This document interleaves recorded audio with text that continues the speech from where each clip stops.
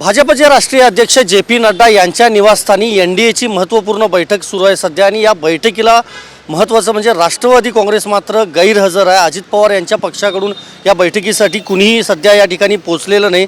आपण पाहतोय जनपद वर ज्या ठिकाणी नड्डा यांचं शासकीय निवासस्थान आहे त्या ठिकाणी ही बैठक सुरू झाली आहे।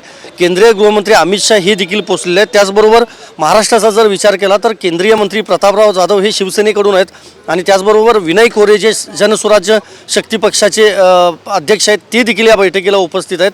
रामदास आठवले मात्र आरपीआयकडून उपस्थित नसल्याची माहिती समजते आणि त्यांच्यासोबतच हम पक्षाचे जितनराम मांझी असतील, JDSचे HD कुमारस्वामी जे आहेत कर्नाटकातून ते देखील आले आहेत। चंद्राबाबू नायडू जे TDP पक्षाचे आहेत ते देखील या ठिकाणी दाखल झाले आहेत आणि या बैठकीमध्ये प्रामुख्यानं वन नेशन वन इलेक्शन हे जे विधेयक आहे त्याबद्दल महत्त्वपूर्ण चर्चा होणार आहे। त्याचबरोबर दुसरं म्हणजे बाबासाहेब आंबेडकरांच्या बाबत जी काही वादग्रस्त वक्तव्य किंवा जी काही आंदोलनं विरोधी पक्षांनी केलेली होती त्याच्या संदर्भात देखील आजच्या या बैठकीमध्ये चर्चा होईल आणि आगामी जो अर्थसंकल्प असणार आहे जो 1 फेब्रुवारीला संसदेमध्ये सादर केला जाईल त्या संदर्भात देखील मित्रपक्षांचं काय काय म्हणणं आहे हे सगळं ऐकून घेतलं जाणार आहे।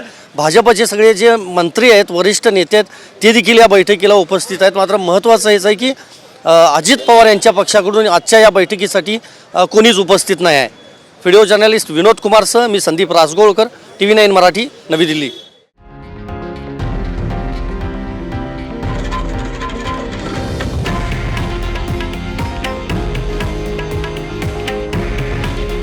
हे आहे देशातील नंबर 1 न्यूज नेटवर्क आणि आपण पाहत आहात TV9 मराठी।